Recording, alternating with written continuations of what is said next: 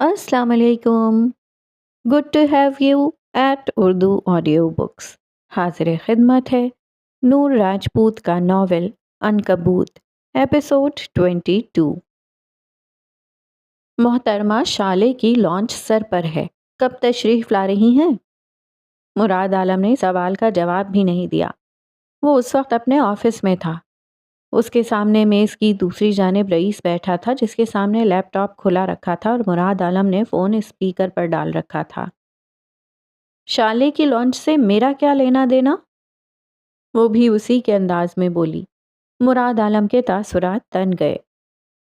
भूल गई हो तो याद दिला दूं, शाले के आर्ट पीस को तुम्हें प्रेजेंट करना था। बज़ाहिर रईस लैपटॉप पर नज़रें जमाए बैठा था, पर उसकी समाअत फ़ोन पर लगी थी। चेहरे पर गहरी संजीदगी छाई थी। शाले की लॉन्च आप लोगों ने मुलतवी की है, इसमें मेरी गलती नहीं है। मैं उन्हीं दिनों आ सकती थी। वो वक्त आप लोगों ने गंवाया है। मैं अब क्यों आऊँगी? मेरा वक्त बहुत कीमती है। बगावत की बू रईस को यहाँ तक महसूस हुई। उसने बेचैनी से पहलू बदला। क्या मतलब है अब नहीं आ सकती? मैंने तुम्हारे लिए इवेंट आगे करवाया, ये एहसान भूल गई हो? वो तड़खा। उसके फरिश्तों ने भी नहीं सोचा होगा फजर यूं इनकार कर देगी। मैंने अपना एहसान उतार दिया था। आप गालिबन भूल चुके हैं। आपकी मॉडल्स लेट हो गईं। आपने लॉन्च मुलतवी की। ये मेरा मसला नहीं है। मैं अपना वक्त और आइडिया आपको पहले ही दे चुकी हूँ। उसकी बात सुनकर मुराद आलम सुलग कर रह गया। शरीर में शरारे भर गए। निहायत एहसान फरामोश औरत हो तुम। वो जल भुन कर बोला। शुक्रिया, मैं इसे कॉम्प्लीमेंट समझ कर रख रही हूँ। स्पीकर से उसकी आवाज़ उभरी और रईस के लबों को बेसाख्ता मुस्कुराहट ने छुआ। मुराद ने गहरा सांस लेकर खुद को नॉर्मल किया। खैर, मैंने तुम्हें बताने के लिए फ़ोन किया था कि एक बार ज़रूर आओ। रईस तुमसे मिलना चाहता है। उसने अपने सामने बैठे रईस को देखा, जिसने ये फ़ोन करवाया था। वो इस बात पर हैरान था कि मुराद आलम जैसे घाघ आदमी ने एक 22-23 साल की लड़की के कहने पर यूनिवर्सिटी का इवेंट आगे कर दिया। और तो और वो यहाँ अपनी सलाहियतों के जौहर दिखाकर जा चुकी थी और अब मुराद के मुंह पर उसे इनकार कर रही थी। सराहना तो बनता था। वो जूलर अंकल मुझसे क्यों मिलना चाहते हैं? अबरू उचकाए फजर ने पूछा। रईस का चेहरा सुर्ख पड़ गया, जबकि मुराद आलम बेसाख्ता गड़बड़ा गया। ला हौला वला कुव्वता, लड़की तुम एक मशहूर डिजाइनर और बिजनेसमैन को अंकल बुला रही हो? खुदा का खौफ करो।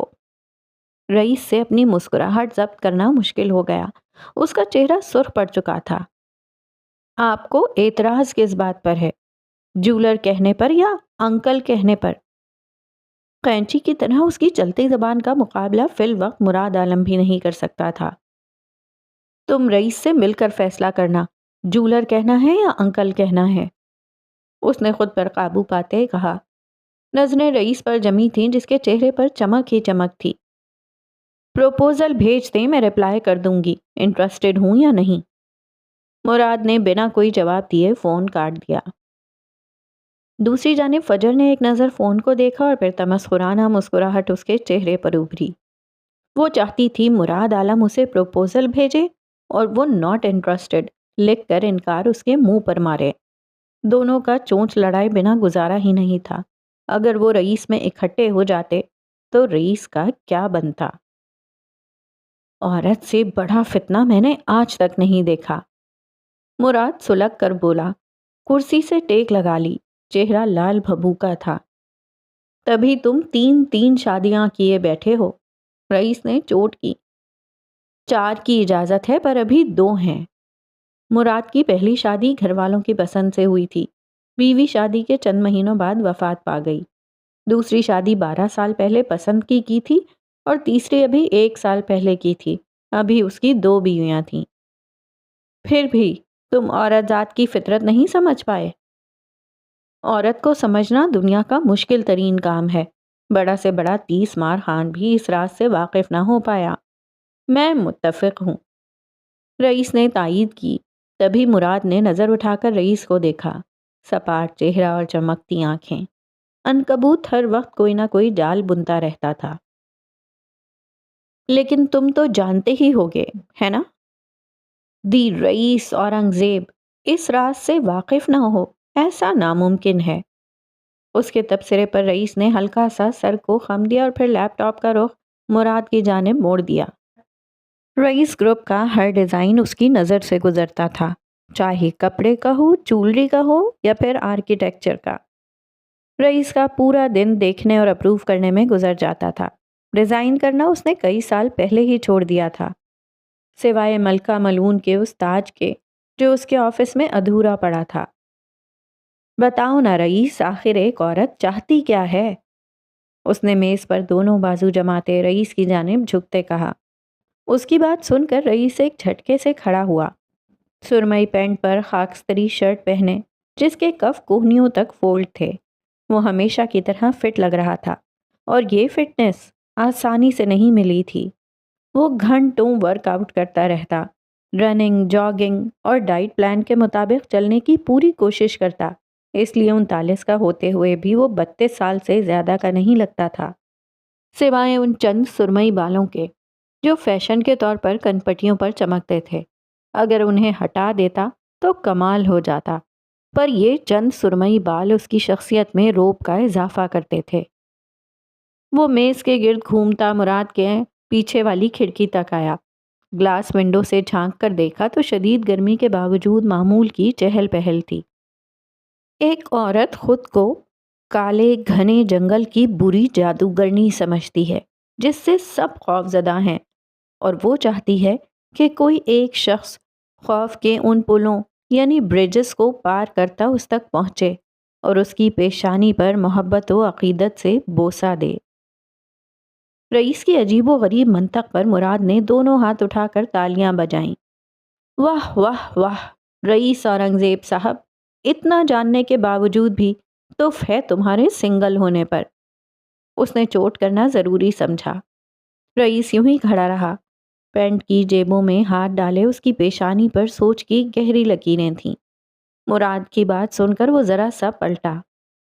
سنگل ہونا میری مجبوری نہیں، میری چوائس ہے۔ جھوٹ بول رہا تھا کمبخت، وہ کسی کو اپنا ہی نہیں سکتا تھا، وہ کسی کا ہو ہی نہیں سکتا تھا۔ سنگل ہو جانا اس کی چوائس نہیں، اس کا کرس تھا۔ ورک آؤٹ کا ٹائم ہو چکا ہے، تم رپورٹ تیار رکھنا۔ وہ کلائی پر بندھی قیمتی گھڑی دیکھتے ہوئے پلٹا اور اس کے پہلو سے گزر کر دروازے کی جانب بڑھا۔ کیا فائدہ تمہارے ورک آؤٹ کرنے کا؟ کیا فائدہ اتنے کثرتی بازو بنانے کا جب ان بازوؤں نے کسی حسینہ کو اٹھانا ہی نہیں؟ اس کے عقب پر مراد نے چوٹ کی۔ اس کی زبان بند ہو جائے، یہ ہو نہیں سکتا۔ کبھی کبھی تو وہ بولتے ہوئے بالکل بھی نہیں سوچتا تھا۔ رئیس اس کے بے باک جملے پر رکا اور پلٹ کر اسے دیکھا۔ آنکھوں میں سرد مہری تھی۔ تم کیا چاہتے ہو؟ ہر گرنے والی عورت کو میں اٹھاتا پھروں؟ اس کی آنکھوں میں سرد تاثر تھا۔ سب کو نہیں، پر باقی الفاظ رئیس کی گھوری پر منہ میں ہی دم توڑ گئے۔ مراد نے مصالحتاً دونوں ہاتھ کھڑے کر دیے۔ اوکے باس، میں اب سے کچھ نہیں کہوں گا۔ میری طرف سے بھلے ہی سنگل مر جائیں، بھاڑ میں جائیں۔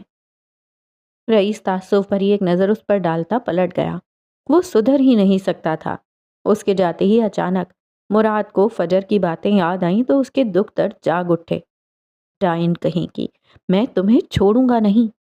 وہ میز پر ہاتھ مارتا چلایا، پر ڈائن کو فرق نہیں پڑتا تھا۔ کیا لوگوں نے یہ سمجھ رکھا ہے کہ انہیں اتنی سی بات پر چھوڑ دیا جائے گا کہ وہ کہتے ہیں کہ ہم ایمان لائے اور انہیں آزمایا نہیں جائے گا؟ سورہ عنکبوت۔ سپہر کے وقت ولیم اپنے کمرے میں سر پر ہیڈ فون جمائے عیسیٰ ماموں کے کہنے پر سورۃ العنکبوت ترجمے کے ساتھ سن رہا تھا۔ وہ سمجھنے کی کوشش کر رہا تھا کہ آخر اسے عیسیٰ ماموں نے اسی صورت سے شروع کرنے کا کیوں کہا۔ سورۃ العنکبوت ایمان، آزمائش اور اللہ کی وحدانیت پر زور دیتی ہے۔ وہ پوری طرح مگن تھا۔ کچھ باتیں سمجھ میں آ رہی تھیں اور کچھ ذہن کے اوپر سے گزر رہی تھیں۔ جو اللہ کے سوا دوست بناتے ہیں، ان کی مثال اس مکڑی کی سی ہے جس نے اپنا گھر بنایا، اور بے شک سب سے کمزور گھروں میں کمزور گھر مکڑی کا ہے۔ آخر مکڑی ہی کیوں؟ اللہ نے مکڑی سے ہی تشبیہ دی ہے۔ اتنے جاندار چرند پرند اور حشرات تھے، پر مکڑی ہی کیوں؟ اس کا ذہن اٹک گیا۔ اس سے پہلے کہ وہ مزید کچھ سوچتا، اچانک دروازے پر دستک ہوئی۔ وہ ہیڈ فون لگائے کھڑکی کے سامنے کھڑا تھا اور یہاں سے نظر آتا موری فیلڈ دیکھ رہا تھا۔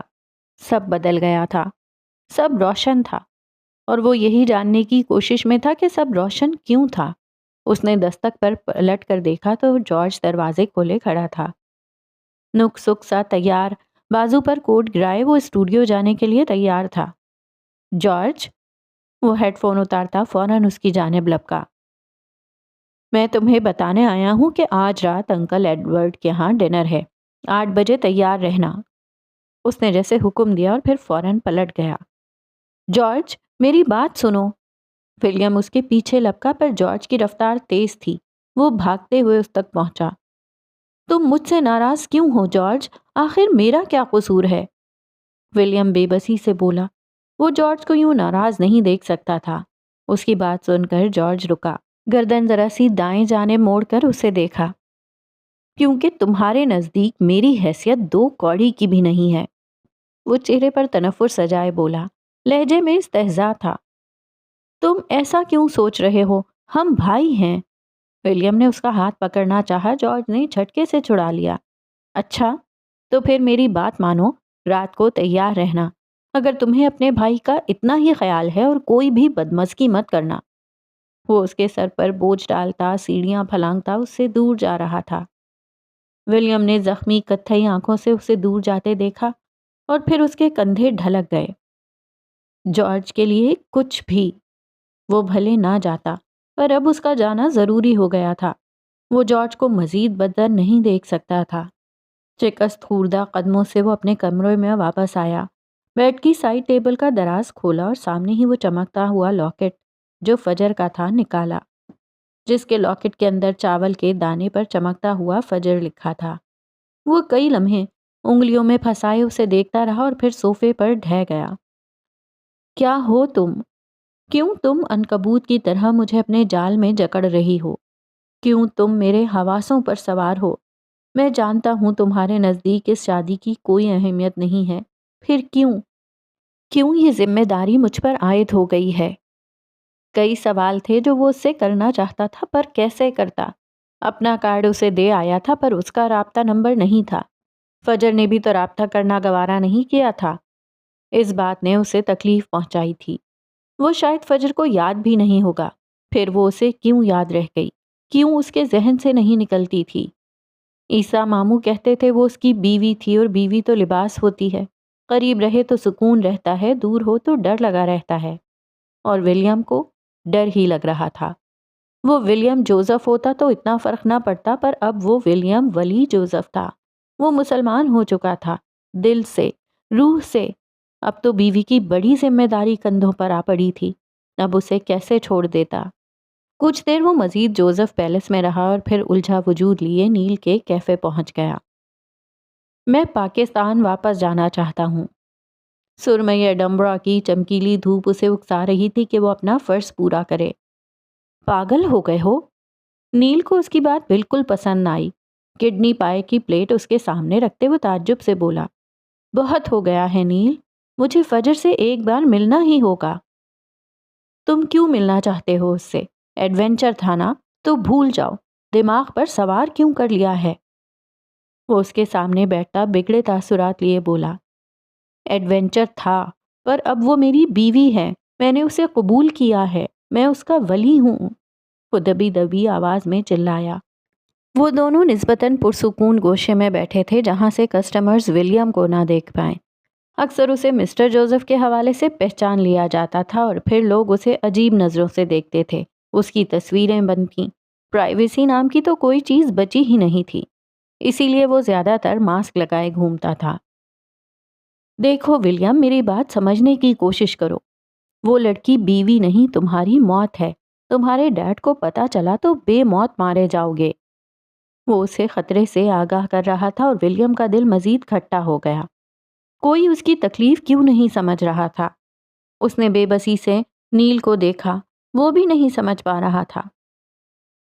تمہیں ڈر کس بات کا ہے ولیم؟ اسے بھی تو ہونا چاہیے، صرف تمہیں ہی کیوں؟ نیل نے اس کے ہاتھ پر اپنا ہاتھ رکھا۔ کیونکہ میں اس کا ولی یعنی سرپرست ہوں۔ میرے نکاح میں ہوتے ہوئے اگر اس نے کسی اور سے تعلقات استوار کر لیے تو اگر وہ کسی اور سے شادی کرنا چاہے گی تو کیسے کرے گی؟ میں ایک بار جانا چاہتا ہوں تاکہ اس کی مرضی کے مطابق اسے اپنا سکوں، یا پھر… وہ رک گیا۔ باقی کے الفاظ کہنے کی ہمت نہیں تھی۔ یا پھر… نیل نے بھویں سکیڑ کر اسے دیکھا۔ یا پھر اسے آزاد کر سکوں۔ میں اس بوجھ کے ساتھ نہیں جی سکتا۔ ولیم نے ایک بوجھل افسردہ سانس خارج کیا۔ تمہارے نزدیک اس رشتے کی اتنی اہمیت کیوں ہے؟ نیل کو شک تھا۔ وہ اپنا یہ شک دور کرنا چاہتا تھا۔ کیونکہ… وہ بولتے بولتے رک گیا۔ نیل اس کا بیسٹ فرینڈ تھا۔ کیا اسے نیل پر بھروسہ کر کے بتا دینا چاہیے تھا کہ وہ دین اسلام کو دل سے قبول کر چکا تھا؟ کیونکہ وہ میرے عقد میں ہے، اس نے سانس روکے بتایا۔ ولیم تم؟ نیل نے حیران اور خوفزدہ نظروں سے اسے دیکھا۔ ولیم نے اس کے یوں دیکھنے پر اثبات میں سر ہلایا۔ میں نے دل سے اسلام قبول کر لیا ہے۔ نامحسوس انداز میں اس کے ہاتھ پر رکھا نیل نے اپنا ہاتھ کھینچ لیا۔ ولیم یوں ہی بیٹھا رہا سپاٹ چہرہ لیے۔ گھر میں کسی کو پتہ ہے؟ وہ دھڑکتے دل کے ساتھ بولا۔ نینی جانتی ہیں۔ اس نے پانی کا گلاس اٹھا کر لبوں سے لگایا۔ میں تمہارے ساتھ ہوں۔ نیل نے مسکرانے کی کوشش کی۔ اسے لگا تھا جیسے اس نے ولیم کو کھو دیا ہو۔ سامنے بیٹھا لڑکا اسے اپنا دوست نہیں لگا تھا، پھر بھی وہ تو اسے دوست مانتا تھا نا۔ کب کا پلان ہے؟ بے چین ہوتے نیل نے پوچھ ہی لیا۔ بہت جلد۔ وہ بس اتنا ہی کہہ پایا جبکہ نیل مسکرا بھی نہیں پایا تھا۔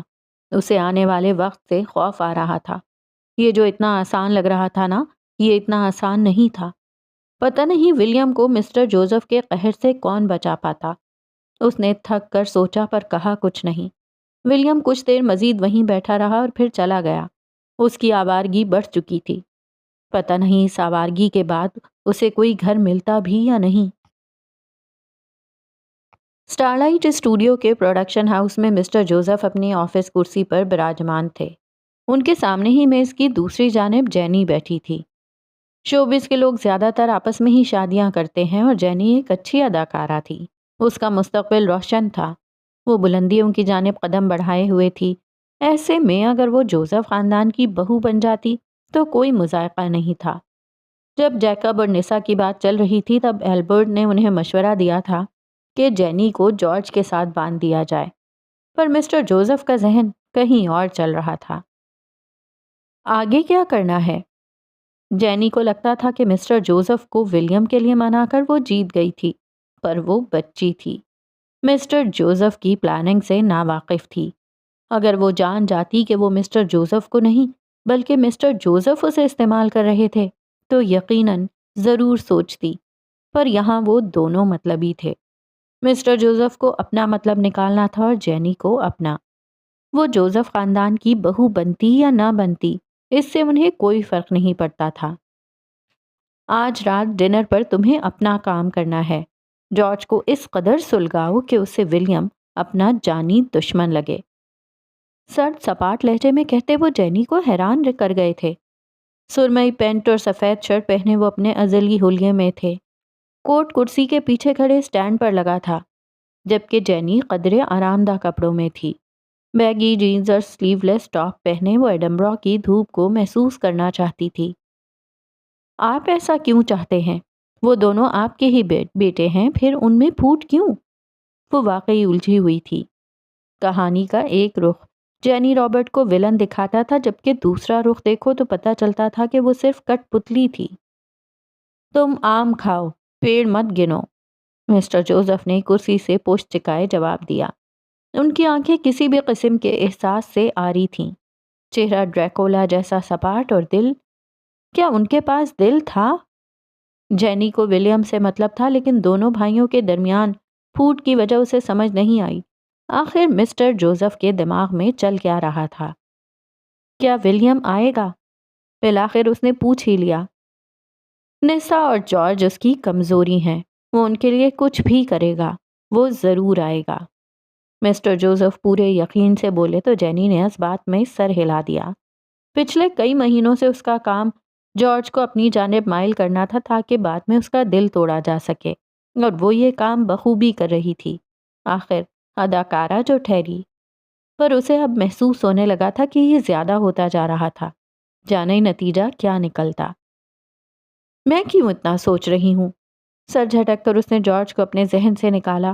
فوکس ولیم پر رکھنا تھا۔ کچھ دیر وہ مزید بیٹھی رہی اور پھر پیشہ ورانہ انداز میں مسکراتی چلی گئی۔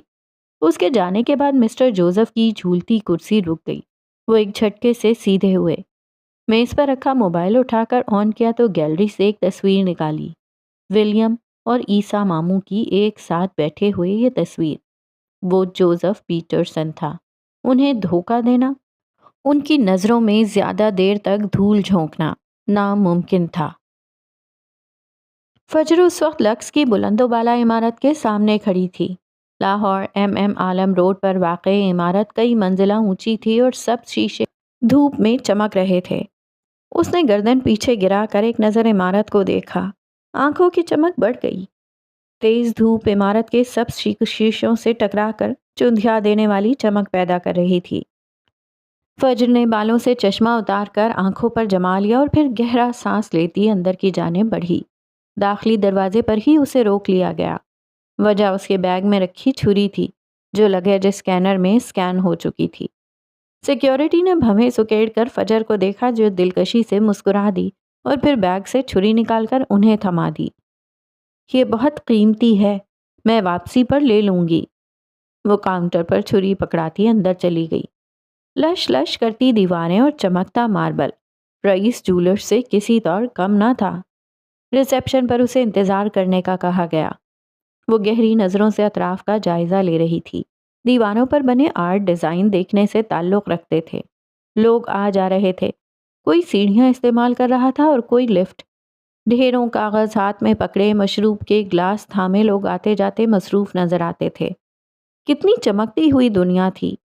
یہ ماحول اس نے رئیس ہیڈ آفس میں بھی دیکھا تھا، اس لیے وہ زیادہ حیران نہیں ہوئی۔ 15 منٹ بعد ایک خوبصورت سی لڑکی جو ڈریس پینٹ میں ملبوس تھی ریسیپشن پر آئی۔ اس کا نام پکارا اور اسے اپنے ساتھ آنے کو کہا۔ بیگ تھامتے فجر اس کے پیچھے چل پڑی۔ لفٹ سے بالائی منزل پر پہنچ کر لفٹ کھل گئی۔ سامنے ہی بڑا سا ہال تھا۔ شیشے کے بنے کیبن میں لوگ مصروف نظر آتے تھے۔ اطراف میں کئی کمرے تھے جن کے باہر اندر بیٹھنے والوں کے نام کی تختی کندہ تھی۔ ایک کمرے کے سامنے پہنچ کر وہ لڑکی رک گئی اور اس کے ساتھ ہی اس کی نازک ہیل کی ٹک ٹک بھی۔ کمرے کے باہر سونیا سلطان لکھا تھا۔ وہ کمپنی کی ڈائریکٹر تھی۔ فجر اپنی طرف سے کافی تحقیق کر کے آئی تھی۔ لڑکی نے دروازے پر دستک دی اور پھر دروازہ کھول کر فجر کو اندر جانے کا اشارہ کیا۔ دھڑکتے دل پر قابو پاتے فجر نے دروازے کے اندر قدم رکھا اور دروازہ بند ہو گیا۔ سامنے ہی بڑے میز کے پیچھے پاور کرسی تھی۔ کرسی پر کوئی بیٹھا تھا اور اس کا رخ دوسری جانب تھا۔ گلاس وال سے نظر آتا شہر یہاں سے بآسانی دیکھا جا سکتا تھا۔ السلام علیکم، فجر نے گلے کو تر کہتے سلام کیا۔ کرسی گھومی اور سونیا سلطان کا وجود واضح ہو گیا۔ 35 سالہ ایک خوبصورت اور باوقار عورت اپنے تمام تر روب کے ساتھ فجر کو اپنی جانب تکتی نظر آئیں۔ وعلیکم السلام۔ اس کی آنکھوں میں تحیر ابھرا جبکہ چہرے پر کئی رنگ آ کر گزر گئے۔ وہ فجر کو عجیب نظروں سے دیکھے گئی، جانے کتنے لمحے جیسے یقین کرنے کی کوشش کر رہی تھی۔ فجر یوں ہی کھڑی رہی۔ سونیا سلطان کے ری ایکشن پر اس کے چہرے پر الجھن ابھری۔ یقین نہیں ہوتا، وہ اسی حیرت سے بولی اور پھر ایک جھٹکے سے کھڑی ہو گئی۔ جارجٹ کی پینٹ پر سلک کا ٹاپ پہنے، سیاہ بالوں کو فولڈ کیے وہ فجر کو یوں دیکھ رہی تھی جیسے کوئی ناقابل یقین چیز سامنے آ گئی ہو۔ فجر معراج ہے نا؟ نام لے کر یقین دہانی کرنا چاہیے۔ جی میں ہی ہوں فجر معراج۔ وہ بدقت مسکرائی۔ سونیا سلطان کا رد عمل سمجھ سے باہر تھا۔ آؤ بیٹھو۔ ہاتھ سے کرسی کی جانب اشارہ کیا تو فجر مسکرا کر آگے بڑھی۔ کرسی پر بیٹھتے ہوئے اپنا بیگ نیچے کرسی کے قریب رکھ دیا۔ گہرے سبز شیشوں سے دھوپ پوری کوشش کے باوجود پوری طرح اندر داخل ہونے میں ناکام رہی تھی۔ باہر کافی گرمی تھی جبکہ اندر اے سی کی ٹھنڈک سے فجر کو اپنا پورا وجود پرسکون ہوتا محسوس ہوا۔ سونیا سلطان واپس بیٹھ گئی اور پھر اپنے سامنے رکھے لیپ ٹاپ کے کی بورڈ پر انگلیاں گھمائیں اور پھر لیپ ٹاپ کا رخ موڑ کر فجر کی جانب کیا۔ سامنے ہی اسکرین پر اس کی ویڈیو چل رہی تھی، وہی نائٹ میئر والی ویڈیو۔ فجر خود کو دیکھے گئی۔ اس نے اب تک خود کی ویڈیو نہیں دیکھی تھی۔ اس کی آنکھیں حیرت سے پھیل گئیں۔ ریمپ واک کرتے ہوئے وہ لڑکی فجر کو کوئی اور ہی لگی۔ وہ جس اعتماد سے گردن اکڑائے زخمی روح زخمی آنکھیں لیے آگے بڑھ رہی تھی وہ قابل دید تھا۔ تم نے بہترین کام کیا ہے۔ یقین نہیں ہوتا کوئی یونیورسٹی کا اسٹوڈنٹ بھی کسی نائٹ میئر کو بننے کی صلاحیت رکھتا ہوگا۔ انہوں نے کھلے دل سے فجر کی تعریف کی۔ آواز پر سکتہ ٹوٹا اور فجر کی نظریں اسکرین سے ہٹ گئیں۔ نائٹ میئر بننے کا خیال کیسے آیا؟ انہوں نے لیپ ٹاپ واپس اپنی جانب کرتے سوال کیا۔ خواب تو سبھی بنتے ہیں، کوئی تو ہو جو روایت سے ہٹ کر آئے، کوئی تو ہو جو نائٹ میئرز کو اہمیت دے۔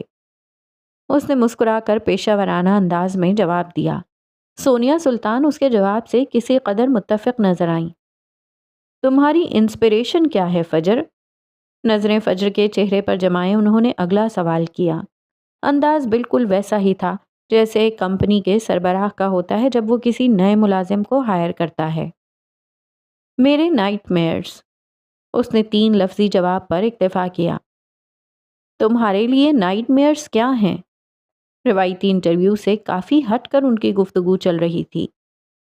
وہ خواب جو ابھی تک پورے نہیں ہوئے، وہ مجھے سونے نہیں دیتے، وہ مجھے جگائے رکھتے ہیں، ٹارچر کرتے ہیں تاکہ میں انہیں پورا کرنے کے پیچھے بھاگتی رہوں۔ وہ متاثر نظر آئیں۔ کاسٹیوم ڈیزائننگ کو چننے کا مقصد کیا ہے؟ تاکہ اپنے نائٹ میئرز کو حقیقی شکل دے سکوں۔ اور زندگی کا مقصد کیا ہے؟ بلندیوں پر راج کرنا۔ جواب دو بدو آ رہا تھا۔ کچھ پل کی خاموشی چھا گئی۔ سونیا سلطان اسے جانچتی نگاہوں سے دیکھے گئیں۔ اگر لکس میں تمہیں جگہ نہ ملے تو؟ لکس میں جگہ مجھے مل چکی ہے، تبھی میں یہاں بیٹھی ہوں۔ ملکہ ملون نے گردن اکڑائے جواب دیا۔ پھر بھی اگر نہیں ملتی تو فرق نہیں پڑتا۔ لکس کو ڈیزائنر بہت مل جائیں گے اور فجر معراج کو ڈیزائن بنوانے والے۔ بات کے آخر پر اس کے چہرے پر مسکراہٹ ابھری، جتانے والی مسکراہٹ۔ خود پرست ہونا چاہیے، انہی کے انداز میں جواب دیا گیا۔ اوکے فجر، مجھے بتاؤ کہ 2 ماہ بعد پیرس میں ایک بہت بڑا فیشن شو ہونے والا ہے۔ اگر ہم انسانی جسم کو ڈیزائن کی صورت میں پیش کریں تو کیسے کر سکتے ہیں؟ تمہارے پاس 10 سیکنڈ ہیں۔ فجر کی بھویں سکڑیں، آنکھوں کو چھوٹی کیے اس نے سونیا سلطان کو دیکھا جن کی نظریں جتاتی ہوئی تھیں۔ 4، 5، 6 انہوں نے گنتی شروع کی۔ جلد، گوشت، ڈھانچہ اور روح۔ وہ 7 تک گن نہیں پائیں کہ فجر کا جواب حاضر ہوا۔ ان کی مسکراہٹ سمٹ گئی، چہرے پر سنجیدگی ابھری۔ وہ لڑکی اتنی ہلکی نہیں تھی جتنا انہوں نے سمجھا تھا۔ تم سلیکٹ ہو گئی ہو۔ اگلے ہی پل مسکرا کر انہوں نے اپنا ہاتھ آگے بڑھایا۔ فجر پل بھر کو ساکت ہوئی اور پھر اس نے سونیا سلطان کا بڑھا ہوا ہاتھ تھام لیا۔ Congratulations, you have a spark. تمہارا کانٹریکٹ آج رات کو ای میل کر دیا جائے گا۔ مجھے بتاؤ کہ رئیس جولرز کی طرف سے تمہیں آفر آئی ہے؟ ابھی ریسیپشن پر بیٹھے بیٹھے اسے ای میل موصول ہوئی تھی کہ اسے انٹرویو کے لیے بلایا گیا تھا۔ بالکل آئی ہے۔ تو لکس کو چننے کی وجہ کیا ہے؟ کیونکہ مجھے جولری نہیں کاسٹیوم ڈیزائن کرنے ہیں۔ کب سے جوائن کر رہی ہو؟ میں آج سے جوائن کر سکتی ہوں، پر مجھے پہلے کانٹریکٹ دیا جائے۔ وہ تھکی ہوئی تھی، دل کر رہا تھا یہیں بستر لگا کر سو جائے۔ رات کو ٹھیک سے نیند نہیں آئی تھی، پر اگر اسے آج سے ہائر کر لیا جاتا تو وہ کام پر بیٹھ جاتی۔ یہی اس کا پیشن تھا، یہی اسے فجر معراج بناتا تھا۔ سونیا سلطان نے گہرا سانس لیا اور پھر اس بات میں سر ہلاتے ہوئے مسکرا دیں۔ کانٹریکٹ آپ کو آج مل جائے گا، لیکن ہم آپ کا یہ گاؤن خریدنا چاہتے ہیں۔ قیمت کیا ہے؟ نائٹ میئرز کی کوئی قیمت نہیں ہوتی، پھر بھی اگر آپ کو چاہیے تو $2000۔ سونیا سلطان کی آنکھیں حیرت سے پھیلیں۔ انہوں نے حیرت سے فجر کو دیکھا اور پھر ان کا ابھرنے والا قہقہا بے ساختہ تھا۔ جانتی ہو $2000 کتنے ہوتے ہیں؟ 5.5 لاکھ۔ انہوں نے یوں کہا جیسے فجر جانتی ہی نہ ہو۔ لکس جیسی کمپنی کے لیے زیادہ نہیں ہے، یہاں ایک ایک ڈیزائن لاکھوں کا ہے، میں نے تو پھر مناسب قیمت بتائی ہے۔ فجر کو اپنا گاؤن عزیز تھا، پر اسے فی الوقت پیسے چاہیے تھے، اتنے پیسے کہ وہ آس پاس کوئی اپارٹمنٹ رینٹ پر لے سکتی۔ ظاہر سی بات ہے، ساری عمر پرانے محلے میں نہیں رہ سکتی تھی۔ جذباتی ہو کر وہ اپنے گاؤن کو سینے سے لگائے بیٹھی رہتی تو بیوقوف کہلاتی۔ موقع مل رہا تھا تو کیوں نہ فائدہ اٹھایا جاتا۔ وہ پلانر تھی، اپنے دماغ میں آنے والے ایک ایک کل کی پلاننگ کر کے رکھتی تھی، اور پھر پوری رات اس نے پلاننگ ہی کی تھی، کتنے پیسوں میں کس علاقے میں اپارٹمنٹ ملتا، کتنے میں فرنش ہوتا، وغیرہ وغیرہ۔ منظور ہے، سونیا سلطان کو بھی وہ گاؤن لازمی چاہیے تھا، اور پھر 5.5 لاکھ زیادہ نہیں تھے، اس سے زیادہ تو وہاں بیٹھے ڈیزائنرز کی سیلری تھی۔ کچھ دیر بعد وہ فخر سے کندھے چوڑے کیے لکس سے باہر نکل رہی تھی۔ بلندیاں اس کی منتظر تھیں، اب دیکھنا یہ تھا کہ وہ وہاں تک پہنچ پاتی یا نہیں۔ رئیس کی بلند و بالا عمارت سے سہ پہر ڈھل رہی تھی۔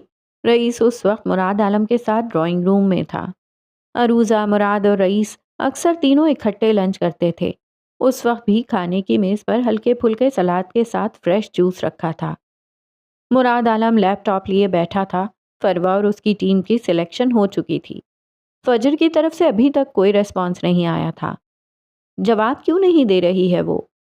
جوس کا گلاس اٹھائے رئیس موبائل ہاتھ میں پکڑے اسکرین کو گھور رہا تھا۔ اس کے ساتھ وہ ایک گھونٹ جوس کا بھی لے لیتا۔ تمہیں جلدی کس بات کی ہے؟ رئیس نے الٹا سوال کیا، اور تبھی فجر کی ای میل موصول ہوئی۔ Sorry, I am not interested, ایک لائن میں صاف صاف لکھا تھا۔ یہ کیا بکواس ہے؟ مراد کی آنکھیں پھیلیں۔ اس نے تو صاف صاف انکار کر دیا۔ کیوں؟ اس نے فوراً رپلائی کیا۔ چہرے کے زاویے بگڑے ہوئے تھے۔ فجر معراج نے اسے انکار کیسے کیا؟ ہمت کیسے ہوئی ڈائن کی؟ بس نہیں چل رہا تھا، وہ سامنے ہوتی تو گلا دبا دیتا۔ میں رئیس میں کام نہیں کروں گی۔ وہ اپنے سوال اور اس کے جواب اونچی آواز میں پڑھ کر سنا رہا تھا۔ رئیس کی پیشانی پر شکنیں ابھریں۔ تو پھر کیا کرو گی؟ الٹا سوال۔ میں رئیس کے ساتھ کام کروں گی۔ دونوں جملوں میں بڑا فرق تھا۔ رئیس کی ابھرنے والی ہنسی بے ساختہ تھی، اس کا چہرہ سرخ پڑا، سرد آنکھوں کا تاثر نرم پڑ گیا۔ آؤچ، لٹل مس آن مشن، وہ محظوظ ہوا۔ احسان فراموش عورت، خواب دیکھو ذرا اس۔ مراد عالم کے شریر میں تو جیسے شرارے بھر گئے۔ مجھے اس کا دعویٰ پسند آیا۔ وہ غیر سنجیدہ دکھائی دے رہا تھا۔ پتہ نہیں کیا سمجھتی ہے خود کو۔ لیپ ٹاپ ہٹائے اب وہ جل کوڑ رہا تھا۔ ریلیکس رہو ینگ مین، اس کی اپنی چوائس ہے، کسی کو مجبور نہیں کیا جا سکتا۔ رئیس اسے چڑھانے والے انداز میں کہتا اپنے گلاس اٹھائے باہر نکل گیا، جبکہ مراد اس دن کو کوس رہا تھا جب اس کی ملاقات فجر معراج سے ہوئی تھی۔ دوسری جانب فجر ٹیکسی میں بیٹھے واپسی کے سفر پر رواں تھی۔ دونوں جانب بلند و بالا عمارات کے درمیان بنی شاہراہ پر گاڑی تیزی سے آگے بڑھ رہی تھی۔ اس کے اعصاب کافی حد تک ڈھیلے پڑ چکے تھے۔ مراد عالم کو منع کر کے تو دلی سکون ملا تھا۔ گاڑی کی کھڑکی سے ٹیک لگا کر اس نے اپنے گزرے کئی مہینوں کا تجزیہ کیا، اور پھر وہ بے ساختہ ہنس دی۔ ولیم نے ٹھیک کہا تھا کہ کچھ سالوں بعد جب وہ ہنسی خوشی زندگی جی رہی ہوگی تب اسے اپنی خودکشی کی کوشش پر ہنسی آئے گی، پر اسے تو ابھی سے آ رہی تھی۔ ارسل اس کے دماغ، دل اور نظروں سے بالکل ہی گر گیا تھا۔ اب اس کا ہونا نہ ہونا ایک برابر تھا۔ اسے خود پر ہنسی آ رہی تھی کہ وہ ایک کم ظرف انسان سے امیدیں وابستہ کیے بیٹھی تھی۔ اسے ہنسی آئی کہ وہ وقتی جذبات کو محبت سمجھ بیٹھی تھی۔ ہاں، وقتی جذبات جو ہماری عادت بن چکے ہوتے ہیں اور ہمیں لگتا ہے وہ محبت ہے، حالانکہ وہ تو بس فرار کی ایک راہ ہوتی ہے۔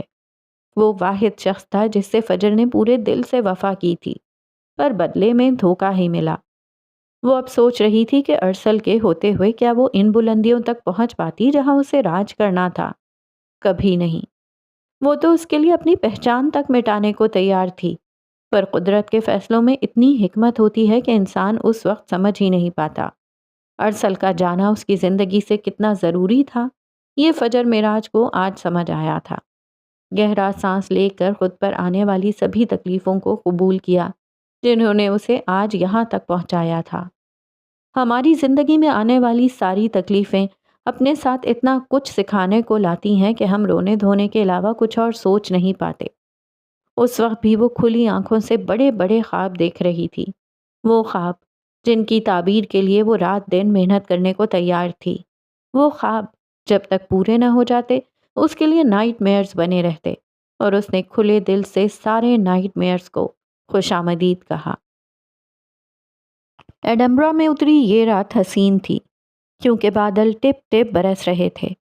ٹھنڈی ہوائیں اور ہلکی بوندوں نے پورے ایڈنبرا کو اپنی لپیٹ میں لے لیا تھا۔ یوں لگتا تھا جیسے مسٹر ایلبرٹ کے گھر روشنیوں کا سیلاب امڑ آیا ہو۔ زیادہ لوگ نہیں تھے، پر خاص سبھی موجود تھے۔ نسا مسٹر جوزف کے ساتھ نکل گئی تھی جبکہ ولیم جارج کے ساتھ اس کی گاڑی میں بیٹھا تھا۔ جارج ہلکے سرمئی رنگ کی ڈریس پینٹ کے ساتھ کوٹ پہنے ہوا تھا۔ اس کی ڈریس شرٹ سفید تھی اور نفاست سے جمے بالوں کے سنگ وہ اتنا پروقار اور وجی لگ رہا تھا کہ اسے دیکھے دل لگتا۔ اس سے اب بڑے بھائیوں والی وائبز آتی تھیں۔ ولیم اس کے ساتھ والی سیٹ پر براجمان تھا، خاکستری پینٹ پر خاکستری گول گلے والی شرٹ اور اوپر سیاہ جیکٹ پہنے وہ فارمل حلیے میں بالکل بھی نہیں لگ رہا تھا۔ جارج نے کنکھیوں سے اسے دیکھا پر کہا کچھ نہیں۔ یوں بھی ولیم کو ڈنر سوٹ پہننے کی عادت نہیں تھی۔ اب تو ناراضگی چھوڑ دو، ڈرائیونگ سیٹ پر بیٹھے جارج کو دیکھتے ولیم نے کہا۔ یہ آج کی رات گزرنے کے بعد فیصلہ ہوگا، جارج نے سپاٹ لہجے میں جواب دیا۔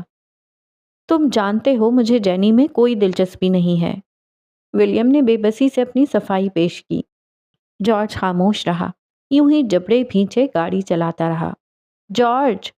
ولیم سے اس کی خاموشی برداشت نہیں ہو رہی تھی۔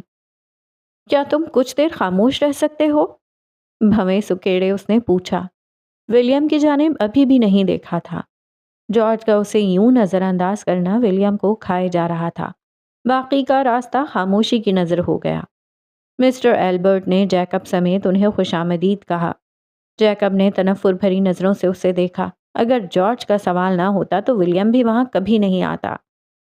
مسٹر جوزف نسا سمیت پہلے پہنچ چکے تھے۔ مسٹر جوزف سفید ڈنر سوٹ میں تھے جبکہ نسا ہلکے نیلے رنگ کی فراک پہنے ہوئی تھی۔ مسٹر ایلبرٹ انہیں اندر لے آئے۔ مسٹر جوزف اب باقی مہمانوں سے مل رہے تھے۔ جارج نے بھی ان کی حمایت کی جبکہ نسا اور ولیم خاموش کھڑے رہے۔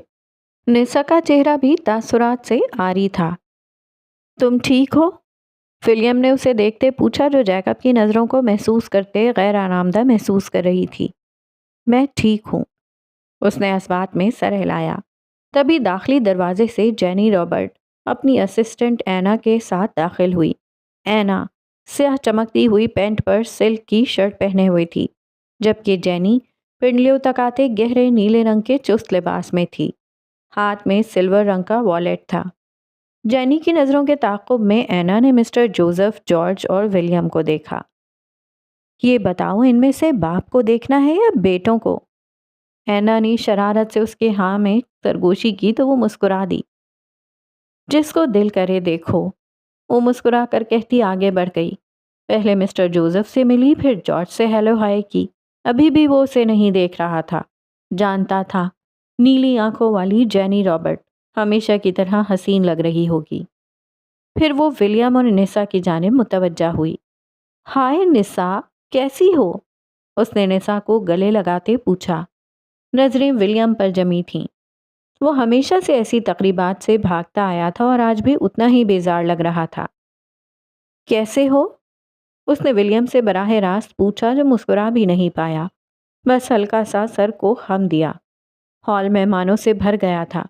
میڈیا کے زیادہ لوگ نہیں تھے۔ پریس سے 2 لوگوں کو بلایا گیا تھا جو مسٹر ایلبرٹ کے خاص تھے اور ان کی ہر تقریب کی کوریج وہی کرتے تھے۔ ایک رپورٹر تو دوسرا کیمرہ مین، اور وہی تصویریں چھپتی تھیں، وہی الفاظ لکھے جاتے تھے جنہیں مسٹر ایلبرٹ منظور کرتے تھے۔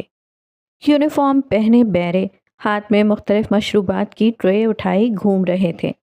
ان کے قریب بھی بیرا آیا تو نسا اور ولیم نے اورنج جوس اٹھا لیا، جبکہ جینی نے وسکی ملا مشروب اٹھایا۔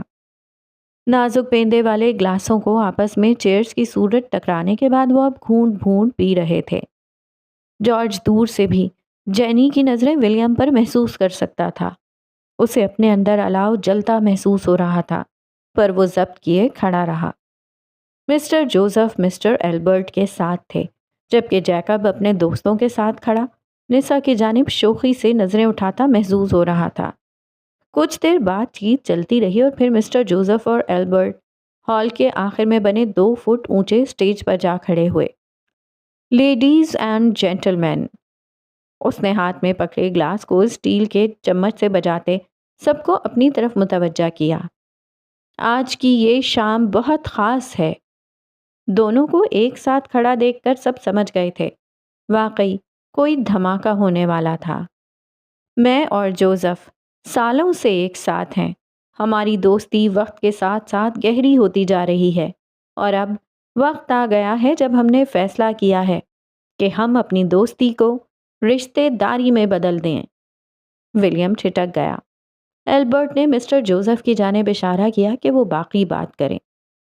تو آج ہی اس حسین شام میں اپنی اکلوتی بیٹی نسا جوزف کا ہاتھ ایلبرٹ کے بیٹے اور ہمارے چمکتے ستارے جیکب کے ہاتھ میں دینا پسند کروں گا۔ ولیم نے حیرت سے نسا کو دیکھا۔ یہاں آؤ نسا، مسٹر جوزف نے اسے پکارا۔ نسا نے ایک نظر ولیم پر ڈالی جو حیرت سے اسے ہی تک رہا تھا۔ اسے کسی نے نہیں بتایا تھا کہ آج کی تقریب کا مقصد کیا تھا، اور پھر نسا تو اس رشتے سے راضی ہی نہیں تھی۔ وہ حیرت اور صدمے سے نسا کو دیکھے گیا جس نے پلیز ولیم بڑبڑاتے ہوئے اسے پرسکون رہنے کا اشارہ کیا، اس سے کوئی بھی ڈرامہ نہ کرنے کی درخواست کی۔ ولیم اپنی جگہ پر ہی جم گیا، جبکہ نسا ہولے ہولے قدم اٹھاتی اسٹیج کی جانب بڑھی۔ اس کے سامنے ہی اب اسٹیج پر مسٹر جوزف کی ایک جانب نسا تھی، جبکہ مسٹر ایلبرٹ کی دوسری جانب جیکب کھڑا تھا۔ منگنی کی رسم نہیں تھی، پھر بھی دونوں کو بلا کر ایک دوسرے کے ساتھ کھڑا کر دیا گیا۔ وہ مزید کچھ کہہ رہے تھے پر ولیم سن ہی نہیں پایا۔ جیکب نسا کی جانب جھکے سرگوشی کر رہا تھا۔ نسا کا چہرہ سرخ پڑا تھا اور ولیم ضبط کے کڑے مراحل سے گزر رہا تھا۔ اگر نسا اس رشتے سے خوش ہوتی تو وہ یقیناً بھنگڑے ڈالتا، پر اس وقت اس کا خون جل رہا تھا۔ اگر تم ہاں کر دیتے تو آج ہم بھی وہاں ہوتے۔ جینی نے ذرا سا اس کی جانب جھکتے سرگوشی کی۔ ولیم نے زخمی نگاہوں سے اسے دیکھا۔ ان نگاہوں میں بہت کچھ تھا۔ جینی کی مسکراہٹ سمٹ گئی۔ وہ نظریں موڑ گیا۔ وہ مزید کچھ نہیں کہہ پائی۔ جانتی تھی وہ ضبط کے کڑے مراحل سے گزر رہا تھا، اس لیے مزید کچھ بھی کہنا ترک کر دیا۔ جبکہ دوسری جانب اینا جارج کے ارد گرد گھوم رہی تھی، جس کی پوری حسیات ولیم اور جینی پر لگی تھیں۔ کچھ دیر بعد ڈانس شروع ہوا۔ ہال کے سبھی لوگ کناروں پر سمٹ گئے اور درمیان میں ہاتھوں میں ہاتھ ڈالے کئی جوڑے ہلکے سروں پر بجتے میوزک پر رقص کرنے لگے۔ ان میں سے ایک جوڑا جیکب اور نسا کا تھا۔ جیکب ولیم کو جلانے کے لیے جان بوجھ کر نسا کو تنگ کر رہا تھا۔ وہ اسے چھو رہا تھا، اسے غیر آرام دہ محسوس کروا رہا تھا۔ ولیم نے اس کے چہرے پر کمینہ پن دیکھا۔ اسے اپنا سانس سینے میں ہی گھٹتا محسوس ہوا۔ اسے اپنا آپ ایک قیدی سے زیادہ نہ لگا، جوزف پیلس کا وہ قیدی جس کے سارے پر کاٹ دیے گئے تھے۔ وہ رخ موڑے کھانے سے سجے لوازمات کی میزوں کی جانب بڑھا اور پانی کا گلاس اٹھا کر غٹا غٹ پی گیا۔ سینے میں جلتی آگ پھر بھی نہ بجھی۔ جارج ایک جانب اپنے کسی جاننے والے سے محو گفتگو تھا۔ مسٹر جوزف بھی متوجہ نہیں تھے۔ ولیم میز پر دونوں ہتھیلیاں جمائے کھڑا تھا۔ اس کے جبڑے بھینچے ہوئے تھے اور آنکھوں سے لہو ٹپک رہا تھا۔ جینی اس کی پل پل بدلتی حالت دیکھ رہی تھی۔ کچھ دیر بعد ڈانس ختم ہوا تو جیکب اسی کی جانب آیا۔ ولیم ہتھیلیوں کے سہارے گردن جھکائے کھڑا تھا۔ ہیلو برادر ان لا۔ ولیم کی جانب جھکتے اس نے خباثت سے سرگوشی کی۔ ولیم نے سیدھا ہوتے ایک نظر جیکب کو دیکھا جو تپانے والی مسکراہٹ لیے کھڑا تھا۔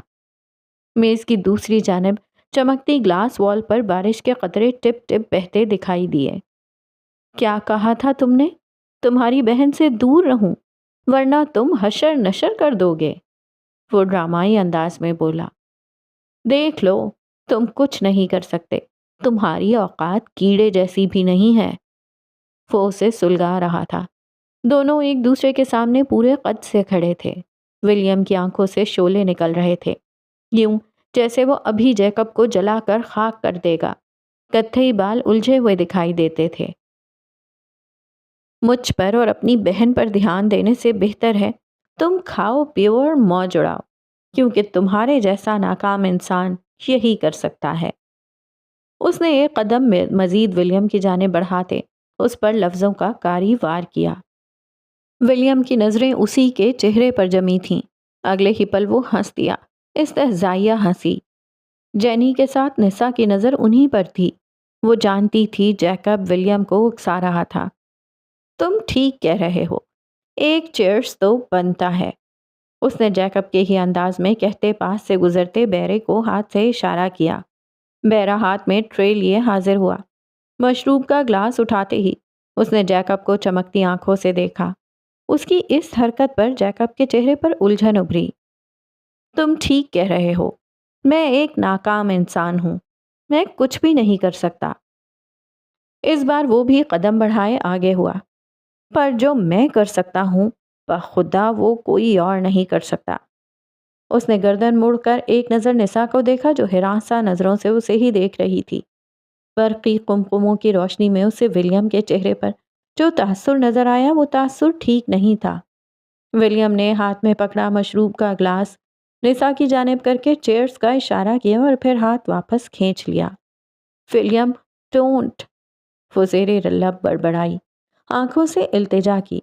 پر آپ سب جانتے ہیں William and don'ts never worked. اگلے ہی پل ولیم نے رخ واپس جیکب کی جانب کیا اور پھر گلاس اوپر اٹھا کر جیکب کے سر پر مشروب انڈیل دیا۔ یہ اتنا تیزی سے ہوا کہ جیکب سمجھ ہی نہ پایا۔ اسے ولیم سے ایسی توقع نہیں تھی۔ نسا سمیت جینی کا بھی رنگ فق ہوا۔ مشروب جیکب کے منحوس چہرے سے گزرتا اس کے مہنگے کپڑوں تک گیا۔ تمہاری ہمت کیسے؟ اس کے باقی الفاظ منہ میں ہی رہ گئے۔ ولیم نے میز پر رکھی وسکی اٹھائی اور پوری قوت سے جیکب کے سر پر دے ماری۔ چھناکے کی آواز کے ساتھ ساتھ نسا کی خوفناک چیخ ابھری۔ ولیم! جارج چلاتا اس کی جانب بڑھا۔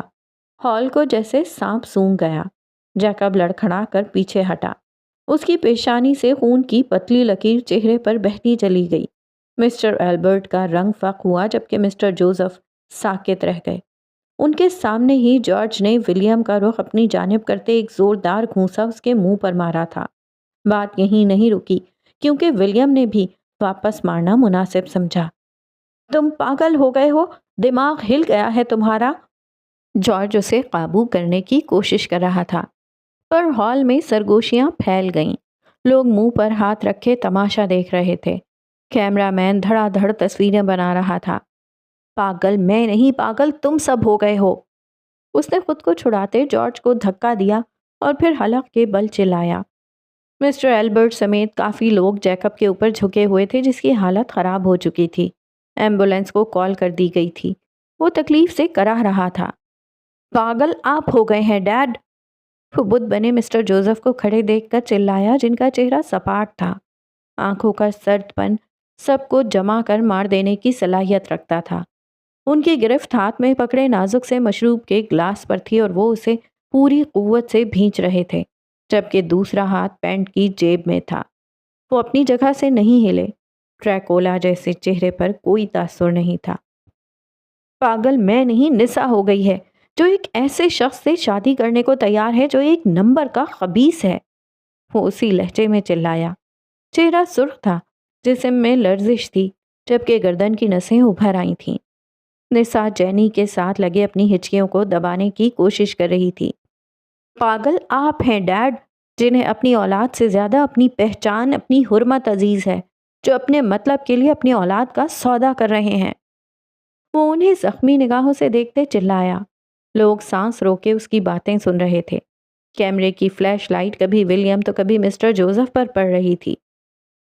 پاگل میں نہیں، پاگل تم ہو جارج، جو ان کی ہر بات پر سر جھکا دیتے ہو۔ اپنے کندھے کو جھٹکا دیتے اس نے اپنی جیکٹ ٹھیک کی۔ مسٹر جوزف نے ایک نظر نسا کو دیکھا۔ نسا کی نظر بھی ان کی جانب اٹھی۔ آنکھوں ہی آنکھوں میں کئی تاثرات کا تبادلہ ہوا۔ مسٹر ایلبرٹ جیکب کو لے کر ہال سے نکل گئے تھے۔ نسا کو روتے دیکھ کر ولیم اس کی جانب بڑھا۔ نسا، ڈونٹ وری، پلیز رو مت، میں ہوں نا۔ اس کے ہاتھ تھامتے ولیم نے اسے بچوں کی طرح پچکارا، پر اگلے ہی لمحے وہ ساکت رہ گیا جب نسا نے ایک جھٹکے سے اسے دھکا دیا۔ تم کیوں ہو ولیم؟ تم کیوں ہو؟ وہ حلق کے بل چلائی۔ آنکھوں کا کاجل بہہ نکلا۔ وہ گلابی آنکھیں اور سرخ رنگت کے ساتھ نفرت بھری نگاہوں سے ولیم کو دیکھ رہی تھی۔ نسا، تمہیں ڈرنے کی ضرورت نہیں ہے۔ وہ اگلے ہی پل پھر اس کی جانب بڑھا۔ دور رہو مجھ سے، وہ پھر سے چلائی۔ ولیم تو جیسے اپنی جگہ پر جم گیا۔ آنکھوں میں حیرانی ہی حیرانی تھی۔ تمہیں میری فکر کرنے کی کوئی ضرورت نہیں ہے، اس کے لیے میرے باپ بھائی زندہ ہیں۔ وہ پہلی بار یوں کسی کے مقابل آئی تھی۔ نسا، ولیم صدمے سے بڑبڑایا۔ میں تمہارا بھائی ہوں۔ اسے اپنی ہی آواز کسی کھائی سے آتی محسوس ہوئی۔ میرا بھائی جارج ہے۔ تم سوتیلے ہو ولیم، اور سوتیلے بن کر ہم سب کی زندگی عذاب بنا چکے ہو۔ آخر تم چلے کیوں نہیں جاتے؟ ولیم لڑکھڑا گیا۔ اس کی رنگت صدمے سے زرد پڑ گئی۔ عنکبوت ہمیشہ اس بھرم میں جیتا ہے کہ اس کا گھر سب سے مضبوط ہے۔ ولیم کا بھرم ٹوٹ ٹوٹ کر کرچی ہوا، اس کے ساتھ ہی اس کا دل بھی۔ شاید یہ اب کبھی جڑ نہ پاتا۔ سوتیلا؟ وہ پروسیس کرنے کی کوشش کر رہا تھا۔ کیا وہ ان کا سوتیلا تھا؟ ہاں، تم سوتیلے ہو، اور اسے یاد رکھو، میں یہ شادی اپنی مرضی سے کر رہی ہوں۔ نفرت ہے مجھے تم سے، اب خدا کا واسطہ ہے ہماری جان چھوڑ دو۔ وہ ہاتھ باندھ کر چلائی اور پھر قریب کھڑی جینی سے لگ گئی۔ جینی نے باہیں پھیلا کر اسے حوصلہ دیا، جبکہ ولیم تو جیسے جم سا گیا تھا۔ اس کا چہرہ سفید پڑ چکا تھا، لٹھے کی مانند، اور اندر سے کسی نے روح کھینچ لی تھی۔ مسٹر جوزف نے گہرا سانس لے کر گردن اکڑا لی۔ ان کی آنکھوں میں فاتح جیسی چمک تھی۔ جارج آگے بڑھا۔ سن لیا تم نے؟ اب دفع ہو جاؤ۔ اس نے ولیم کو نفرت سے دھکا دیا۔ وہ جو بے جان سا کھڑا تھا لڑکھڑا کر گرا، اور پھر خالی خالی نظروں سے مسٹر جوزف کو دیکھا، جن کے چہرے پر مسکراہٹ ابھری، استحزائیہ مسکراہٹ، اور آنکھوں کی چمک چیخ چیخ کر کہہ رہی تھی، ولیم جوزف، اونچا اڑنے کی کوشش میں تھے، منہ کے بل گر گئے نا۔ ولیم کو وہ شخص اپنا باپ نہیں، کوئی انجان آدمی لگا۔ وہ خود پر قابو پاتے اٹھ کھڑا ہوا، ایک نظر جارج پر ڈالی اور پھر جینی کے گلے لگی سسکتی نسا پر۔ منظر دھندلا گیا۔ وہ زخمی نگاہیں لیے پلٹ گیا۔ اب وہ بھاگتے ہوئے دور جا رہا تھا۔ تماشے کے ساتھ ساتھ پارٹی بھی ختم ہو گئی تھی، اور جینی کو لگا جیسے سب ختم ہو گیا۔ وہ گیلی پتھریلی سڑک پر اندھا دھند بھاگ رہا تھا۔ نسا کے الفاظ ہتھوڑے کی طرح سماج سے ٹکرا رہے تھے۔ تم سوتیلے ہو۔ اس نے تو اپنوں کے لیے اپنی شناخت تک کھو دی تھی، وہی اپنے سوتیلے کب ہو گئے؟ دل میں اٹھا درد اتنا تھا کہ سانس لینا مشکل ہو گیا تھا۔ وہ پتہ نہیں کتنی دیر بھاگتا رہا۔ گاڑیوں کے ہارن کی آواز بار بار سنائی دے رہی تھی۔ ایک دو بار کسی گاڑی سے ٹکرا کر گرا بھی، پر رکا نہیں۔ پتہ نہیں کتنی دیر۔ پھر وہ تھک ہار کر نسبتاً سنسان جگہ پر فٹ پاتھ کنارے بیٹھ گیا۔ ولیم جوزف، تم بزدل ہو، مجھے نفرت ہے تم سے۔ اس شادی کی کوئی حقیقت نہیں ہے، مجھے نفرت ہے تم سے۔ ملی جلی آوازیں اسے پاگل کرنے کو تیار تھیں۔ وہ خود کے گرد بازو لپیٹے گھٹنوں میں سر دیے بیٹھا تھا۔ وہ خود پر قابو پانے کی کوشش کر رہا تھا۔ بارش ہلکی تھی، پر بوچھاڑ رکی نہیں تھی۔ اکا دکا گاڑی ہارن بجاتی گزر جاتی۔ وہ یوں ہی اپنا سر گھٹنوں میں دیے بیٹھا رہا تاکہ وہ آوازیں اس کا پیچھا چھوڑ دیں۔ ولی؟ اور پھر ایک ممتا بھری آواز ابھری۔ ولیم کے اندر جلتی آگ بجھنے لگی۔ میں چاہتی ہوں تم اپنے پروردگار کو یاد رکھو۔ کوئی اسے پچکار رہا تھا، کوئی اسے پرسکون کر رہا تھا۔ کئی لمحے وہ یوں ہی بیٹھا رہا، اشتعال آہستہ آہستہ دم توڑ گیا۔ گھٹنوں سے سر اٹھایا تو اپنے ساتھ بیٹھی جینی کو دیکھ کر حیران ہوا۔ وہ ننگے پاؤں اس کے قریب بیٹھی تھی۔ بال اور کپڑے ولیم کے ساتھ ہی بھیگ رہے تھے۔ آئی ایم سوری، وہ ہولے سے بڑبڑائی۔ ولیم ناک کی سیدھ میں دیکھتا رہا۔ تم یہ سب کیوں کر رہی ہو؟ اس نے بنا جینی کی جانب دیکھے سوال کیا۔ جینی نے رخ موڑ کر اسے دیکھا۔ آنکھوں میں کئی شکوے تھے۔ وہ سب جانتا تو تھا۔ تمہارے لیے، وہ بس اتنا ہی کہہ پائی۔ تم یہ سب مت کرو، خالی ہاتھ رہ جاؤ گی، وہ بڑبڑایا۔ کیوں؟ وہ اسی کے انداز میں بولی۔ آج جو بھی ہوا وہ غیر متوقع تھا۔ اسے پتہ نہیں کیوں برا لگ رہا تھا۔ ولیم خاموش رہا۔ بتاؤ ولیم، آخر تمہارے پیچھے اتنا کیوں بھاگنا پڑ رہا ہے؟ وہ پھر سے گویا ہوئی۔ مت بھاگو، اس نے دو لفظی جواب دیا۔ وہ منہ کھول کر سانس لینے کی کوشش کر رہا تھا تاکہ اندر جلتی آگ بجھ سکے۔ کیوں نہ بھاگوں؟ مجھے کوئی وجہ تو دو۔ وہ بضد تھی۔ میرے پیچھے بھاگنے سے تمہیں کچھ نہیں ملے گا۔ میں شادی شدہ ہوں۔ جینی کو لگا جیسے ایڈمبرا کے سارے قلعے اس پر گر گئے ہوں۔ ہڈیاں ٹوٹنے کی تکلیف محسوس ہو رہی تھی۔ وہ ہل بھی نہ پائی۔ میری ایک بیوی ہے، میں اس کا ولی ہوں اور اس کے لیے مجھے جانا ہے۔ جانتا تھا وہ قابل بھروسہ نہیں تھی، پھر بھی بتا رہا تھا تاکہ کم از کم وہ پیچھے ہٹ جائے۔ جینی پھٹی پھٹی نگاہوں سے اسے دیکھے گئی۔ یہ کیسا راز افشاں کیا تھا ولیم نے؟ اس نے تھوک نگل کر گلا تر کیا۔ کچھ بولنا چاہا پر الفاظ دم توڑ گئے۔ جارج اچھا لڑکا ہے، اسے تکلیف مت دو، وہ درخواست کرتا اٹھ کھڑا ہوا۔ جینی کی زبان تالو سے جا لگی۔ وہ کچھ بول ہی نہ پائی۔ اس کی گاڑی سڑک کنارے کھڑی تھی جس کی ہیڈ لائٹس آن تھیں۔ انہی ہیڈ لائٹس کی روشنی میں برستی بوندوں کے درمیان اس نے ولیم کو خود سے دور جاتا محسوس کیا۔ وہ اس کی پہنچ سے بہت دور جا رہا تھا اور بھیگے ایڈمبرا نے اس کے اپنی بیوی کا ولی یعنی سرپرست ہونے پر مہر ثبت کی۔ رئیس مینشن میں اترنے والی یہ صبح ہمیشہ کی طرح چمکتی ہوئی تھی۔ لاؤنج میں عالمگیر اور اورنگزیب خاندان کا رش لگا ہوا تھا۔ زرتاش اورنگزیب، احمد اورنگزیب صاحب کے علاوہ عالمگیر خاندان کے سبھی نفوس وہاں موجود تھے سوائے فلک کے۔ وجاہت عالمگیر، ان کی بیوی اور ان کے دونوں بیٹے بشارت اور فخر اپنی اپنی بیویوں کے ساتھ موجود تھے۔ بچے ادھر ادھر بھاگ رہے تھے۔ وہ سب سنجیدہ بیٹھے رئیس کا انتظار کر رہے تھے کیونکہ وجاہت عالمگیر چاہتے تھے آج رئیس اور فلک کے رشتے کو کسی کنارے لگا ہی دیا جائے۔ وہ لوگ باتوں میں مصروف دکھائی دیتے تھے۔ احمد اورنگزیب صاحب تو بول نہیں سکتے تھے۔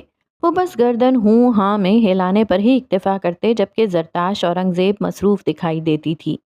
کچھ دیر بعد سیڑھیوں پر رئیس دکھائی دیا۔ وہ فون کان سے لگائے، دوسرا ہاتھ پینٹ کی جیب میں ڈالے سیڑھیاں اتر رہا تھا، جبکہ دھیان فون کی جانب تھا۔ وہ آج ابھی تک آفس نہیں گیا تھا۔ شاید اسے بھی اندازہ تھا کہ آج اسے ضروری کام نپٹانا تھا۔ سفید ٹراؤزر شرٹ پہنے وہ رف سے حلیے میں تھا۔ وہ چلتا ہوا ان سب تک پہنچا اور پھر موبائل سامنے پڑے میز پر رکھتے سنگل صوفے پر بیٹھ گیا۔ ٹانگ پر ٹانگ چڑھا لی۔ اس کا انداز ہی ایسا ہوتا تھا کہ سامنے والا مروب ہوئے بنا نہ رہ پائے۔ اس وقت بھی سب کو جیسے سانپ سونگھ گیا۔ جی چچا جان، بولیں، کیا ضروری بات کرنی تھی آپ کو؟ اس نے براہ راست وجاہت عالمگیر صاحب سے سوال کیا جو احمد اورنگزیب صاحب کے ساتھ بیٹھے ان کی ویل چیئر صوفے کے ساتھ رکھی تھی۔ آج شام ہم سب واپس جا رہے ہیں تو سوچا جانے سے پہلے تمہاری اور فلک کی شادی کی تاریخ رکھ دیں۔ فلک کی عمر ہو گئی ہے اور تم اپنی عمر نکال رہے ہو۔ لہجے میں سندھی انداز نمایاں تھا۔ رئیس مسکرا دیا۔ فلک کی شادی کریں آپ لوگ، کس نے روکا ہے؟ اس نے انجان بنتے الٹا سوال کیا۔ فخر کے چہرے پر ناگواری ابھری۔ اسے رئیس نہیں پسند تھا اور اس کی یہ باتیں مزید خون جلاتی تھیں۔ وجاہت صاحب نے ضبط کا کڑا گھونٹ بھرا، جبکہ احمد اورنگزیب صاحب شکست خوردہ نظروں سے اسے دیکھے گئے۔ اسے معراج الدین کی بیٹی مل گئی تھی، اب تو وہ کسی صورت فلک کو نہ اپناتا۔ میں تمہاری اور فلک کی شادی کی بات کر رہا ہوں، وہ پچھلے 13 سالوں سے تمہارے ساتھ منسوب ہے۔ انہوں نے چبا چبا کر کہتے یاد دہانی کروائی۔ اچھا، اس نے داڑھی کھجائی۔ پر مجھے نہیں یاد میں نے کسی ایسے رشتے کے لیے ہاں کی ہو یا پھر کبھی کسی کو منگنی کی انگوٹھی پہنائی ہو، وہ تپانے والے انداز میں بولا۔ فخر نے ضبط سے مٹھیاں بھینچی۔ بھائی آپ جانتے ہیں چچا کس پس منظر میں بات کر رہے ہیں، آپ صاف صاف بات کریں پلیز۔ زرتاش نے بات واضح کرنا چاہی۔ وہ نہیں چاہتی تھی مشکل سے جڑا خاندان پھر سے ٹوٹ جائے۔ صاف بات یہ ہے کہ میں نے کبھی اس رشتے کے لیے ہاں نہیں کی اور میں فلک سے شادی نہیں کروں گا۔ آپ سب اس کی زندگی برباد مت کریں۔ رئیس، وجاہت صاحب دبی دبی آواز میں چلائے، وہ تمہاری عورت ہے، تم سے منسوب ہے، پورا علاقہ جانتا ہے، تم یوں مکر نہیں سکتے۔ میں نے کبھی ہاں نہیں کی تھی چچا، اور میں آج بھی یہی کہوں گا کہ میری وجہ سے فلک کی زندگی خراب مت کریں۔ وہ بھی بچی ہے، اسے اپنی پہچان بنانے دیں۔ ہمارے خاندان میں لڑکیاں اپنے اپنے مرد کے ساتھ ہی اچھی لگتی ہیں۔ حد ہے بھائی، اس نے ناگواری سے آنکھیں گھمائیں۔ فخر کا دل کر رہا تھا اٹھ کر ایک مکہ اس کی ناک پر مارے اور 32 کے 32 دانت باہر نکال دے۔ جس سمجھوتے کی بنیاد پر یہ رشتہ ہوا تھا اسے بھولو مت۔ اس بار ان کے لہجے میں تنبیہ تھی۔ رئیس سمجھوتے نہیں کرتا، سلگانے والے انداز میں اس نے واضح کرنا ضروری سمجھا۔ میں نے اپنا حق لیا تھا اور بدلے میں کسی عورت کا توق گلے میں ڈال نہیں سکتا۔ اس بات سے بے خبر کہ اس کے الفاظ ایک نازک لڑکی کے جذبات کو تہس نہس کر رہے تھے، وہ اپنی دھن میں بولتا گیا۔ 13 سال پہلے رئیس گروپ پر ایک برا وقت آیا تھا۔ یہ وہ وقت تھا جب اسے پیسوں کی شدید ضرورت تھی اور وہ پیسے اسے اپنے خاندان سے مل سکتے تھے، اس خاندان سے جنہوں نے احمد اورنگزیب صاحب کو سالوں پہلے جائیداد سے عاق کر دیا تھا۔ اس نے 13 سال پہلے عالمگیر خاندان سے رابطہ کیا اور اپنے حصے کا مطالبہ کیا۔ صلح صفائی کے بعد یہی طے پایا گیا کہ اسے اسی صورت میں حصہ مل سکتا تھا کہ اگر وہ خاندان کی کسی لڑکی سے شادی کرے گا، اور خاندان میں اس وقت صرف 10 سالہ فلک تھی۔ رئیس نہیں مانا، پر اسے پیسوں کی بھی ضرورت تھی۔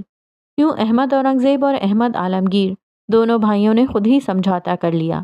رئیس کو اپنے کام سے مطلب تھا۔ سمجھوتا ہو گیا، جائیداد مل گئی، فلک اس کے نام ہو گئی، اور دونوں خاندان پھر سے ملنے جلنے لگے۔ اس واقعے کے 1 سال بعد احمد عالمگیر، جو کہ احمد اورنگزیب کے بڑے بھائی تھے، وہ وفات پا گئے۔ یوں یہ رشتہ مزید پکا ہو گیا کہ ان کی آخری خواہش تھی۔ پر رئیس لوگوں کی خواہشیں پوری کرنے کے لیے پیدا نہیں ہوا تھا۔ 10 سال سکون سے گزر گئے، وہ مزید بلندیوں پر چلا گیا۔ پر 3 سال پہلے فلک نے اس سے رابطہ شروع کر دیا۔ وہ پاگل لڑکی پتہ نہیں کتنے خواب سجائے بیٹھی تھی۔ 3 سالوں میں رئیس نے 13 بار انکار کیا تھا کہ وہ یہ شادی نہیں کرے گا۔ وہ پرانی اور بوسیدہ روایتوں کا قائل نہیں تھا، پر وہ نہیں جانتا تھا کہ خاندان والے کس قدر اپنی روایات سے جڑے تھے۔ فلک بوڑھی بھی ہو جاتی تو اس کی شادی کسی اور سے نہ کی جاتی۔ میری بہن کے بارے میں تمیز سے بات کرو رئیس، فخر اس بات ضبط نہیں کر پایا۔ اپنی بہن کو سمجھاؤ کہ اوقات سے اونچے خواب نہیں دیکھتے۔ اس کے لہجے میں ناگواری تھی۔ فخر اپنی جگہ سے اٹھ کھڑا ہوا۔ ابا، اس جاہل شخص سے فلک کو باندھنا چاہتے ہیں آپ؟ یہ اس قابل نہیں ہے، وہ غصے سے چلایا۔ بشارت نے اس کا بازو پکڑتے اسے پرسکون رہنے کی تلقین کی۔ رئیس خاموش بیٹھا تماشا دیکھتا رہا۔ تم معاہدہ توڑ رہے ہو رئیس، وہ جائیداد تمہیں مفت میں نہیں ملی تھی۔ میں نے اپنا حق لیا تھا، میں اپنا حق نہیں چھوڑتا، بھویں سکیڑے وہ انہی کے انداز میں بولا۔ وجاہت صاحب نے احمد اورنگزیب صاحب کی جانب دیکھا جو نم آنکھیں لیے تماشا دیکھ رہے تھے۔ ان کی آنکھوں میں شرمندگی تھی۔ میں یہاں مزید نہیں رک سکتا، فخر غصے سے کہتے واک آؤٹ کر گیا۔ اس کی بیوی اس کے پیچھے لپکی۔ رئیس کی اکڑی ہوئی گردن میں ذرا بھی کمی نہیں آئی، اس کی آنکھیں کسی بھی قسم کے تاثرات سے آری تھیں۔ سالوں بعد جڑا رشتہ ایک بار پھر سے ٹوٹ رہا تھا۔ وجاہت صاحب احمد اورنگزیب صاحب سے مزید کچھ کہہ رہے تھے جبکہ وہ اٹھ کھڑا ہوا۔ یہ فیصلہ تمہیں مہنگا پڑے گا، بشارت اس معاملے میں پہلی بار بولا تھا۔ سستی چیزیں رئیس کو ویسے بھی نہیں پسند۔ مسکراہٹ ابھری اور غائب ہو گئی۔ وہ اب سیڑھیاں چڑھ رہا تھا، راہداری سے گزر کر اپنے کمرے کی جانب جا رہا تھا جب سامنے سے آتی فلک پر نظر پڑی۔ نظریں پل بھر کو ٹکرائیں۔ اس کی خوبصورت آنکھوں میں نمی کے ساتھ ساتھ ہزاروں شکوے تھے۔ سادہ سیاہ قمیض اور اجرک کی شلوار پہنے، دوپٹہ کندھوں پر بکھرائے، بالوں میں پینسل پھنسائے وہ بنا کچھ کہے قریب سے گزر جانا چاہتی تھی کہ اچانک رئیس نے اسے پکارا، سنو۔ پر وہ نہیں رکی۔ اسے رئیس کی کوئی بات نہیں سننی تھی۔ وہ نظر انداز کرتے چلتی رہی، پر اگلے ہی لمحے رئیس نے پلٹ کر بازو پکڑ کر اسے اپنی جانب کھینچا۔ فلک اس آفت پر گھبرا گئی۔ وکٹم کارڈ کھیلنا بند کرو فلک، تم بچی نہیں ہو اب۔ اس کی انگلیاں فلک کو اپنے بازو میں گھستی محسوس ہوئیں۔ آنکھوں سے نکلتے شعلے اسے جلا کر راکھ کر دینا چاہتے تھے۔ بازو چھوڑے میرا۔ وہ خود کو چھڑانے کی کوشش کرنے لگی۔ دل کے ساتھ ساتھ رئیس نے اس کی عزت نفس پر بھی کاری وار کیا تھا۔ شہد رنگ بال جو مشکل سے باندھے تھے، ان کے آبشار کھل کر کمر پر بکھر گئی۔ یہ آخری وارننگ ہے، آئندہ میرا دماغ تمہاری وجہ سے خراب ہوا تو اچھا نہیں ہوگا۔ اچھا آپ کر بھی نہیں سکتے۔ وہ خود کو چھڑانے کی ناکام کوشش کر رہی تھی، پر زبان بند نہیں ہوئی۔ شہد رنگ آنکھوں میں نمی بھرنے لگی۔ کسی کے 13 سالوں کو ضائع کرنا کوئی آپ سے سیکھے۔ نہ چاہتے ہوئے بھی اس نے شکوہ کیا۔ 13 سال، 13 سال! وہ غصے سے دہاڑا۔ 13 سال انتظار کرنا تمہاری مجبوری تھی۔ یہ رشتہ نہ بھی ہوتا تو 13 سال ویسے بھی گزر جاتے۔ شادی کی عمر تمہاری اب ہے، 13 سال پہلے نہیں تھی۔ یہ ڈرامہ بند کرو کہ تم نے میرا انتظار کیا ہے۔ یہ 13 سال تمہارے ہی رہے ہیں۔ تم نے بچپن سے لڑکپن اور پھر جوانی میں قدم رکھا۔ یہ 13 سال تمہاری نشو نما کے تھے۔ یہ 13 سال تمہاری تعلیم و تربیت کے تھے۔ انہیں کسی فضول رشتے کے نام مت کرو۔ ایک جھٹکے سے اس کا بازو چھوڑا۔ فلک لڑکھڑا گئی۔ شہد رنگ آنکھوں میں مارے خفت کے آنسو بھر آئے۔ تمہیں پتا ہے انتظار کیا ہوتا ہے؟ وہ اب بھی اس کے سامنے دیوار بنے کھڑا تھا۔ جب ایک انسان بالغ ہونے کے بعد اپنی زندگی کے 23 سال کسی مرے ہوئے انسان کے لیے گزار دے، یہ ہوتا ہے انتظار۔ کیا تم آئندہ 23 سال میرے لیے بیٹھی رہو گی؟ نہیں نا، تو پھر یہ ڈرامے بند کرو۔ اس نے چہرے پر ہاتھ پھیرتے خود کو نارمل کیا۔ گندمی رنگت میں جلال کی سرخیاں گھل گئی تھیں۔ فلک نے بے یقینی سے پلکیں جھپکا کر اسے دیکھا۔ یہ کون سا راز تھا جس سے وہ ناواقف تھی؟ وکٹم کارڈ مت کھیلو فلک، کیونکہ میں نے 23 سالوں میں نہیں کھیلا، ورنہ مجھ سے بڑا وکٹم کوئی نہیں۔ ایک آخری طاہرانہ نظر اس پر ڈالتا وہ اس کے پہلو سے گزر کر چلا گیا۔ پتہ نہیں اس شخص کو اتنا غرور کس بات پر تھا۔ حالانکہ وہ چاہتی تو کھڑے کھڑے پورے رئیس گروپ کو خرید سکتی تھی، پر کچھ چیزوں کی کوئی قیمت نہیں ہوتی، انہیں خریدا نہیں جا سکتا، ان کی بس تمنا کی جا سکتی ہے۔ بھاری دل لیے وہ واپس اپنے کمرے کی جانب مڑ گئی۔